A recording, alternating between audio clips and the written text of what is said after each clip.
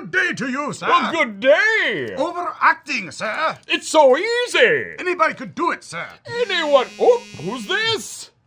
It's Lele Pons. Hello, Miss Pons.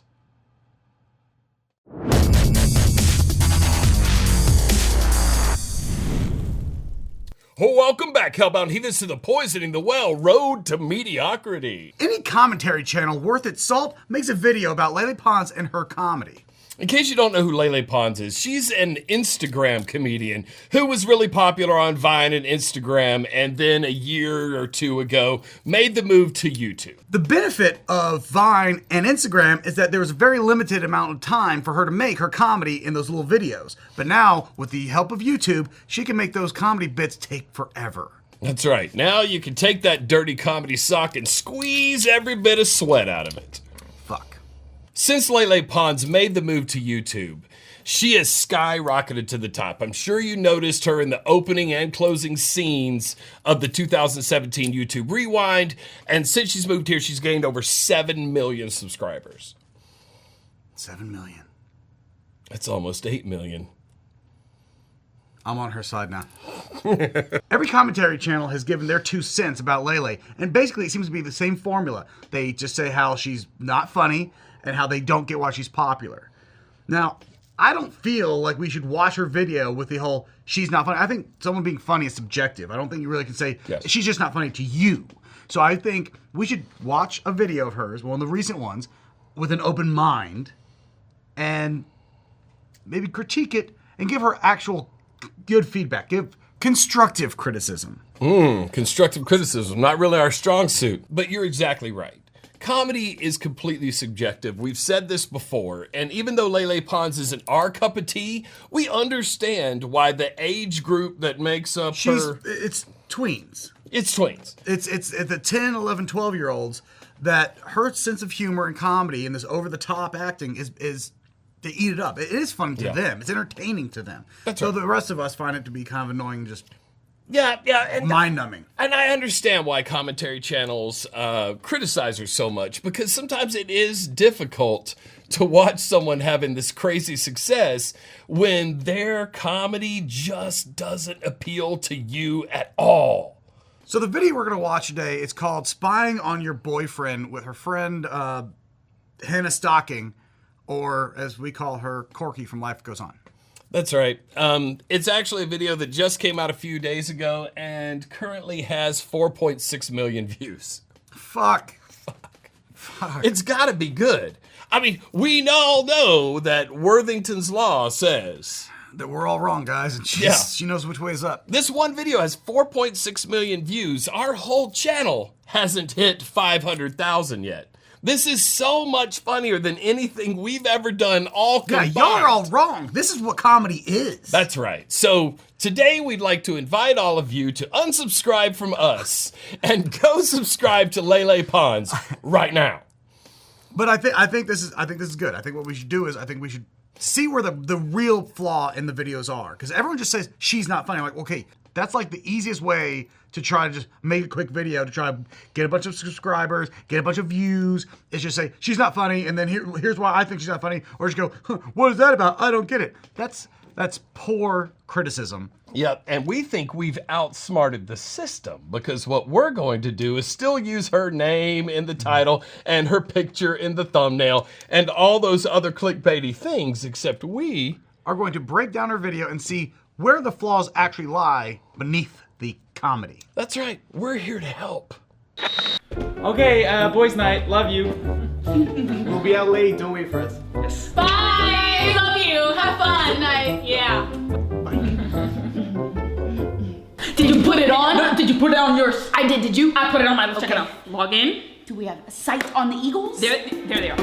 So far, overacting aside, because I don't think we are the kind of guys that should ever attack anybody for overacting. No, if you've seen any of our bits, you know overacting is kind of our wheelhouse. But that's in the Lele Pons universe, that's just how people act. They're just over the top. Okay? Unfortunately, she's also dubbing that comedy, that the overacting and being loud is that's funny. Which is fine. Fine. I'm not here to say that is or isn't funny. But she is telling the story so far, and what every story needs to start with is a setting. They're obviously in an apartment or a house somewhere. That's right. The boyfriends are going out on a guy's night where the girls are staying home. They're obviously, the girls are dressed in the let's just slum around on the couch kind of move. Totally fine. Happens to a lot of couples. That's what goes on, right?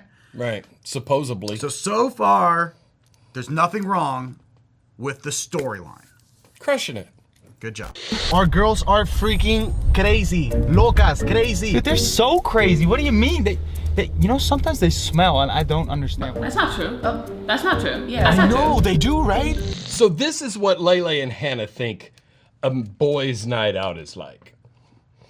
Right. Now, I'm assuming maybe the way she's telling the story is that this is in her mind what they would talk about. Well, yeah, and look, the guys, obviously, if you listen to that dialogue, they are not writing this. They are deferring to the far bigger channels, the comedy geniuses that are Lele Pons and Hannah Stocking. But they're also hoping that you're suspending disbelief that her and her friend were able to not only put on these hidden cameras and microphones without these guys knowing. But let's just go ahead. I mean, movies do that. They'll make you suspend disbelief, at least on one subject or another.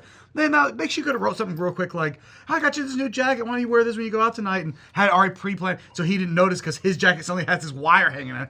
But that's fine. And I can't tell what Lele was putting her wire on. It looked like pajama pants. Yeah, it did, and I don't understand how they got those perfect camera angles by sticking it in his Maybe it was a thermal shirt. underwear. I couldn't tell. Maybe it was a shirt. I don't know. Doesn't matter. But we're so far. That's the tilt, and it's also necessary in a joke or any movie. Or you have to have the setting, then the tilt. So we've got the tilt is they have put cameras and microphones on their boyfriends to see what they talk about. Sneaky. And I was like, so far, I see nothing wrong with the storyline, though I think the comedy is still a little loose on there. It's just being loud and over the top, but that's fine. It's okay. That's fine. We're still early.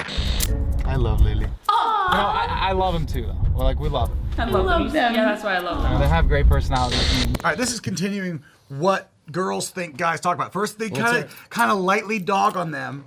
And by the way, girls, when we start talking about you, we don't talk about how you smell. Oh, or we talk about it in a way that it's not that nice. She just smells like just that blanket statement. No. But then at the end of the conversation, they turn it around. The guys are like, "Oh, but I love them." Like girls are like, "But they know they love us." Yeah. So in Lele and Hannah's mind, like they think guys talk a little shit and then talk about how much we love them. I don't think anytime I've gone through a dogging session about my girl, I've ever ended it with, No, I love if her. you said that to me, like, nah, she's kind of a bitch, but you know what? So Fain, I love her.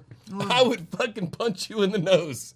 God, that is gayer than blowing me. Oh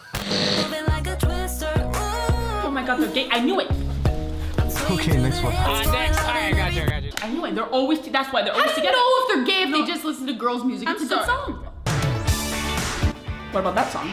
they went straight for the stereotypical, they gotta be gay because they listen to girl pop music. Now we're 1 minute and 25 seconds into the video, and they've done the bait and switch on us twice. Right, and that's fine. That's fine. Maybe that's comedy. Look, we've done the bait and switch. I love the bait and switch. It's the misdirection. It's very popular, and it's kind of her move. So I see. I just feel it was okay. I don't want to go. It was poorly executed, but it was there. That is a joke. It's fine.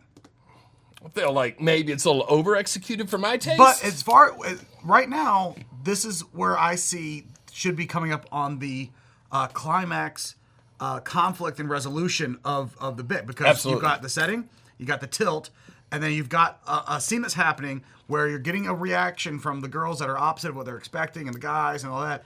That this should be building to what you should have. The confrontation should happen at some point. Yes. Right now. Yes. And then yes, we're set up. Actually, you're set it up, so now you can do a different play on the emotions, right. Swing it the other way, catch everybody by surprise. And that should be the end of the story at that point. But let's go on. Is that a girl's house? Cool, man. Oh my God. I thought you'd never come. Oh my God. Okay, all right. How many girls? Oh my God, 1, 2, 3, 4, 5, 6, 5, 5, 5. How many girls? It don't matter. It could be one girl. It's same reaction across the board. It doesn't matter. How many girls are there? Girls don't care. There's a girl there. It could be a girl with one leg dragging herself into a swollen eyeball and a patch on the other eye, and just with back knee. I almost sped through a drive-through when I heard a female voice come through the sign because I was not going to have a fight with my girlfriend. Don't even know what's on the other end. She sounded hot. You sound too hot. Are you not fries with that? What? Not fries with that. I want my relationship to work, you heathen. Get out of my way, you hussy. I love my girlfriend. Just peel out. All right. Now, another thing I want to bring up here is we have zero hate for her production. No, that's the thing. Is that why she gets all the hate? It's just it seems to be people are having issues with the writing. And that's what we're here about. The production is fantastic. That's right. You're crushing it. Audio Lele. could be maybe a little better, but really you can't get. I mean, it's fine. It's fine. At no point does the audio just take me out of it. I got it. It doesn't. It doesn't. And so overall, man, I really like the production. I think the editing is done well. The jump cuts are really good to keep conversations going. So she's really doing a great job. Yeah, the with all momentum this. is good. Yeah. So at this point, I'm assuming that should have been where this conflict resolution, because 2 seconds ago they were calling their boyfriends potentially gay, That's right. and now they're worried. So now they've shifted. Now it's a different. It's like, okay, now there's a different conflict that's going on. Well, certainly now we're going to get the resolution. So the big punchline this is about to come. That's where I was having some disconnect, because I feel like this point is like, okay, you didn't get a conflict resolution on that last thing. It was just something happened. Now, so you could have cut that whole car scene out with the guys, because it wasn't really necessary. Nothing really happened. Nothing progressed the story at all. That's true. And you could have just had them pulling up somewhere. Oh, there's a girl's house. Okay, so let's just act like maybe she didn't do the car thing. We just edit it down, cut out. Boom! All of a sudden she's showing up at the girl's there's house. your girl's house. All right, go. Oh my God, it's so big. Your watch. Nice. Must be expensive. Misdirection. That was fine. There was nothing wrong. That was fine. It was Yeah, funny okay. because that's the way I think my girl hears things. Like, if she saw a girl give me something that sounds like a compliment or could be taken as a sexual progression in a conversation, that could be panic. But then once it sets in that, oh, she's just being crazy, it's fine. So that's funny. It is funny. She's talking about relationships and how girls react. That there's some comedy there, and I see that. Okay. Okay. All right. All right. Now, I'm trying to keep it together, and I want to. I want to compliment her production more because this misdirection, this overuse of it's starting to bother me. It's starting to bother me, but it's fine. It's fine. They're hitting the same nail on the head, but that one was actually the best sunk one. Had they just not done the car scene, they just done that joke would have landed harder if they had cut out the car scene. Meet my cousin. Really? No, I'm a lesbian. What was the conversation that immediately I'm a lesbian? So what would he have asked that girl to get that response? That should piss off anybody. Like, why did the girl feel like she needed to open with that? Bring that information. But he could have had some question like, oh, is your boyfriend here too? Blah, blah, blah. And she's like, oh, no, I'm a lesbian. So maybe. We don't know what the conversation was. But all of a sudden, this girl just introduced, I'm a lesbian. I was like, that was weird. It did jump right into her. But, no, it didn't jump into her. Because she's a lesbian. Because she's a lesbian. But again, I'm kind of with you. If you'd have cut out the car scene, you could have had more character development on the lesbo. You're exactly what we wanted. Just sign up for our Goodwill program. Let's help save the children. Hey, Tuan, can I talk to you? So about last night. Did you get food poisoning too? Because I've been throwing up all day.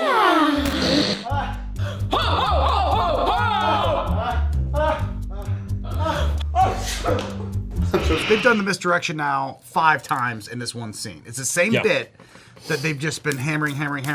One of the things I've given advice before about telling jokes, and once you create what that joke form is going to be, with the oh, it's so big, it's your watch. You've now given the formula and for that joke to the audience. Right. You can only do that formula to the joke 2 more times after because then You think 3 is the number. in comedy, it's a power of 3. No prejudice, no racism, no Mexicans. Like where you do a power of 3, you always do 3. This, and this. So once she's given the formula of the misdirection, then she does another misdirection, then she did the third misdirection. At that point, the audience is now getting ahead of the joke.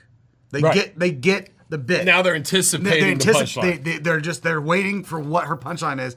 And it was like she did it another 2 more times in this kitchen scene. Yes. And I actually have one character do it twice. yeah. So it's unnecessary. It's unnecessary. Big boss wants to see you. Look, there's a guy. Oh, it's a great guy. Where are they going? Who is that man? Who is that? Sit down. Who is that? You got my stuff. They're part of a gang. They're part of a gang. All right. Now this is the third tilt that they've added. Okay? They're tilting the story because now the storyline is all blown to shit. Now, who's this guy? And we're now entering another situation that makes no sense. Now she's introduced this gang related, which it's the black guy. When the black guy shows up, Yeah, and the music changes. to hip hop, and it's got to be a gang. Yeah, that's a little. It's a little dicey there, Lele. Getting run on those edges. Look at that edge she's got. That's She's an super edgelord. edgy. Oh, an edgelord. Lele Pons, the edgelord. Give it to him. Give it to him. What package? Did you see a package? No. Did I see a I package? didn't see a package. Whose package is that? When they left, I didn't see a package. I didn't see a package either. Man, you know I love Christmas, man. Oh, look, it's just a Christmas present. Okay, this is another misdirection joke.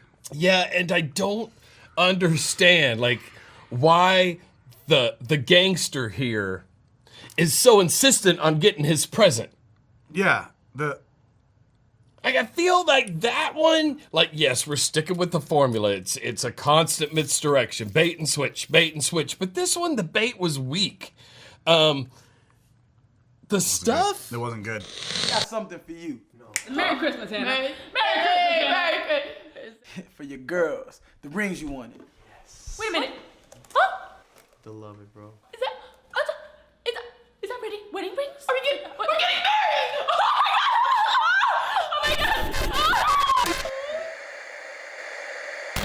I got a few problems here. Other than the fact that this is the weirdest story to get to that the guys were secretly getting wedding rings from a gangster. Yeah, like, where did he get him? Is he a jeweler? Is he a secret Yeah, jeweler? and he's not a gangster, but just a high-priced, jewel exchange guy. Like, I felt like they misdirected us away from him being a gangster, but kept him at least being a fence. I don't know if I get it. it's very odd. That's odd. It's But- very odd. But once again, it's Lele's world, and the It is universe is a Lele's very world. weird place in there. And I don't know. But then all of a sudden, the screen cuts out. Let's see what happens after the screen cuts out. Well, you know what? We saw everything we needed to see. You're right. Yeah, we're gonna get married. Oh, yay! It's everything great! Oh my god, Bryce! They thought we didn't notice the cameras. Well, now that that's cleared up, let's get to the real deal. Okay, so I have issues now. I had timing issues before, and it felt like there was a little too much of what they were, the misdirection, all the jokes, or the attempted jokes. Here's what my question is. So the guys knew that the cameras were on them the whole time, right? Right, apparently you So would in the- have to know so that in to the set this car- up. So did they know when they were in the car and they were acting out some very weird, for whatever reason, scene? It would explain why they said that they love them. That was when they found out and they shifted the gears? Is because that was when they noticed the cameras after they were It's talking? the only thing I can think of that would explain why they would spontaneously talk about how much they love their girls. Outside of their subscriber count. I understand if our girls had that subscriber count, we would talk about how much we love them all the time. Yeah. And does that mean, that means at least the not a gangster jeweler Or fence. had to also know, right? Because they had something else going, which is another misdirection joke, right?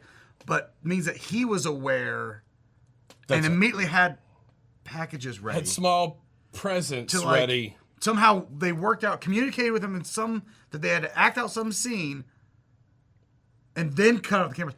Just cut off the fucking cameras. Yeah, and what I don't Like, if you're about to walk into a house full of girls and a potential thug, cut the cameras off before you get there. Like, cut it off after the I love my girlfriend, then cut it off and be like, oh, the camera came fucked up. Why would you wait until after you have to somehow secretively got connection with them and told them that you had to act out some scene? So yeah, somehow you told them what was happening. And that Lele and her friend, and then also that they were going to be getting married and engaged. So now do they have to actually ask their girlfriends to marry him? Because if they come back and they think that they're getting rings and then they don't get rings, let me tell you something, that couch better be comfortable. Now, see, that's where we're getting to. Look, it's Lele's world, and she's created this situation. So if she wants to say that or pretend that the guys knew about it and then there's the rings and all that, that's fine. But that's where it's the consequences that I can't help but think of, and you brought it up exactly right. Now those guys are getting married, and what kind of nefarious business are they going to be up to where the guy on the left throws both of his legs and his arms up in the air? Yeah, like the other guy was like, he's like ready to get down to some sort of drug deal or... And the other guy's like, yay! I'm like, sorry, I have to bring my retarded friend with me. He gets his way around Molly. Sorry, little buddy Joey has to go with me everywhere. I can't, he'll swallow his tongue if I don't keep him around. Like, just watching for the entertainment value, because it's shot well. And just excusing the comedy, just saying, okay, I'm just going to accept that I don't like the comedy. The story is bad. The storytelling was bad. They should have either if they had cut out the car scene and done the scene with the girls and then had the things cut off, and then immediately gone into, sorry, we had to do that, girls were, we knew the whole time, and then start making out with these other girls, so they were cheating on them. No, that's comedy. Or you could have just cut it at the scene. I would have like reshot the car scene and had them just, because like a real guy conversation, we just sit there and talk about nothing important, or just listen to like, I don't know, weird music, be like, have them listening to Metallica, something really manly, and then Lele and her friends are like, oh, this is so boring, guys, this is so boring. And then have them cut the cameras off and be like, how we do the whole time, and then they can put on some girl music and dance, or start making out and do whatever, like, oh, they are gay. like, do that misdirection where it's like, whoa, what the fuck? Just left turns the shit out of it, and then in the video there, be like, sorry, it's a quickie. Well, see, and this is why I think that these bits aren't written for people who really have these experiences. I think they're written for early teen girls who haven't had a boyfriend. This is what you might imagine having a boyfriend would be like. The way I watched this video, it was like as if you challenged a high school cheerleading squad to make a quick comedy video for like class, and that's what the cheerleaders came up with. That's right. They had like a couple hours to write it. They all chimed in. Filmed it that weekend, and then had to be ready on Monday. Yeah, and for homecoming. And it's not great writing, but it's something. Anyway, I hope everyone could just, I don't know, send this video to Lele and try to, maybe she can reshoot this video or recut it. I just want to help. I would just recut it is the way I would do it. Just recut it. I would recut it. Keep all the vignettes and the scenes, and have it be a dream sequence that she wakes up in between these little mini nightmares and then wakes up, thinking she's about to get a ring or something. And just have it be like, and she's like, oh, it was just a dream. And she rolls back over, but then have like the gangster jeweler and the girls in the closet, like, we gotta go, shh, close the door back down. He's like, oh my God. Like, we're like, it all really happened. She has a fever dream that was just blurred reality. That's right, tweens. This is how life is. Send this all to Lele and have her reshoot this, shoot some extra scenes and make it, because I think it would be much funnier that way. Because that's right. It just wasn't framed well. The story was missing it was broken too many times, and that was what the issue was. That's right. Look, we're just trying to help. And so we want to do more of these videos for some of our favorite YouTube comedians. We just want to help. Yeah. Is that what we're calling it? Punching up, or do we just want to help?